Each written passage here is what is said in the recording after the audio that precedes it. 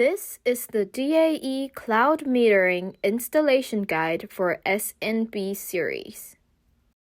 Products you'll need are any SMB meter, a CC2030 Gateway, UL2464 cable, Cat5e cable, and a power adapter. Step 1. Connect the UL2464 cable to the SMB meter with the CC2030 Gateway. Step 2. Connect the CC2030 Gateway to the router using the Cat5e cable. Then, connect the power adapter to the CC2030 Gateway. Lastly, connect 120 volt to power the meter.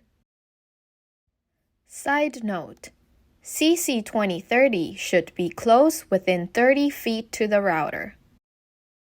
The UL2464 cable can be extended to 2,000 feet between CC2030 Gateway and meters.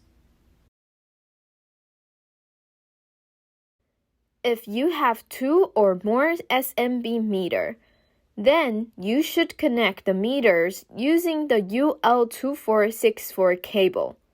Don't forget to power the meter by connecting it to the 120 volt. After that, you're good to go. This is the end of the installation guide. If you have any questions, please contact us at info@daecontrols.com or refer to our website www.daecontrol.com.